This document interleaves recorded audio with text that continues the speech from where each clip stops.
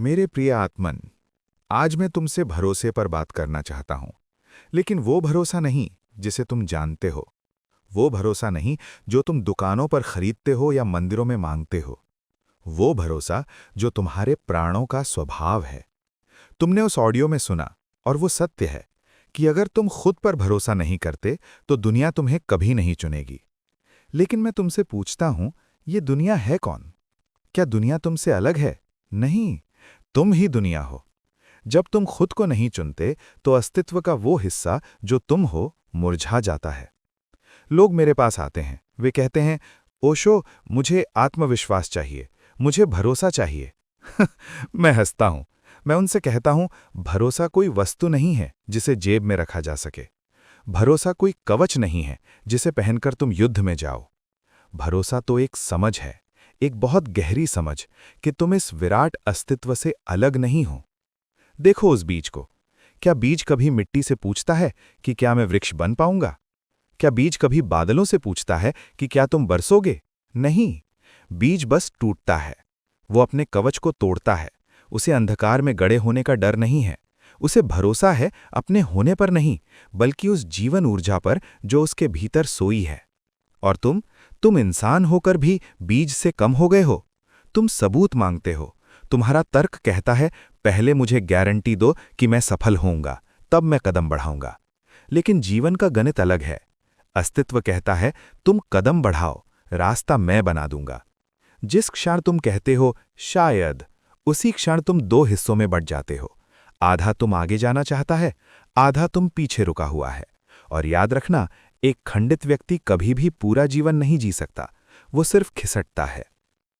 ब्रह्मांड तुम्हारे लिए रास्ते खिसकाना शुरू कर देता है, ये 100% सच है।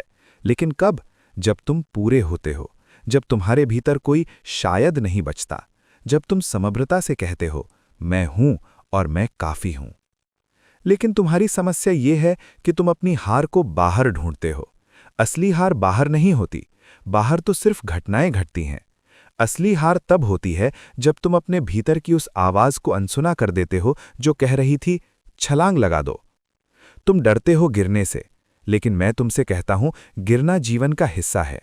जो गिरेगा नहीं वो चलना कैसे सीखेगा? बच्चा गिरता है, 1000 बार गिरता है। अगर वो पहली बार गिरने पर ही सोच ले कि चलना मेरे बस की बात नहीं, तो वो जीवन भर रेंगता ही रह जाएगा। लेकिन बच्चा अभी तुम्हारे समाज से दूषित नहीं हुआ है। उसके पास अभी अहंकार नहीं है। उसे गिरने में अपमान नहीं लगता। वो गिरता है, हंसता है और फिर खड़ा हो जाता है। तुम्हें फिर से वही बच्चा बनना होगा। भरोसा ये नहीं है कि मैं कभी नहीं गिरूंगा, ये तो अहंकार है। भरोसा ये है कि मैं गिरूंगा, मुझे चोट भी लगेगी, लेकिन मैं फिर उठूंगा, क्योंकि उठना मेरा स्वभाव है। थोड़ा और गहरे उतरो।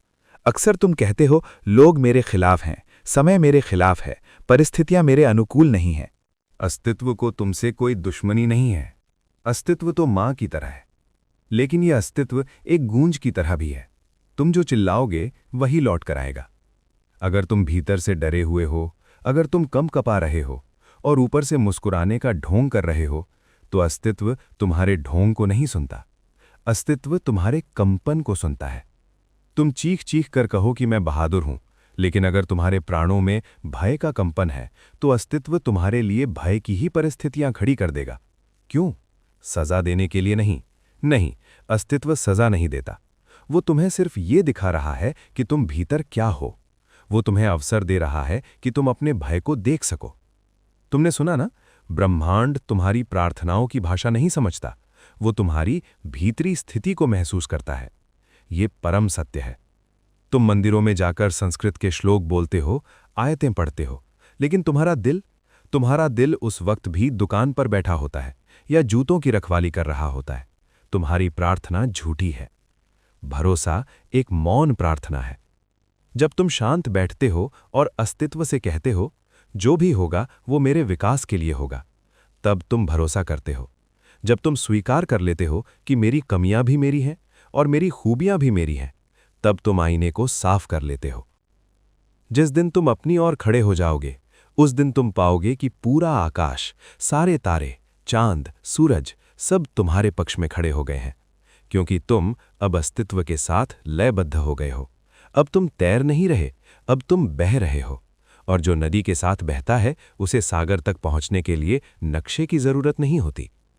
लोग असफलता से बहुत डरते हैं, लेकिन मैं तुमसे पूछता हूं, असफलता है क्या? यह सिर्फ तुम्हारी एक धारणा या कॉन्सेप्ट है। तुमने एक लक्ष्य बनाया, तुम वहां नहीं पहुंचे, तुम इसे असफलता कहते हो। लेकिन अस्तित्व ने शायद तुम्हें वहां पहुंचने से इसलिए रोका क्योंकि वो तुम्हें किसी और बेहतर जगह ले जाना चाहता था। एक कहानी सुनो। एक आदमी जंगल में रास्ता भटक गया।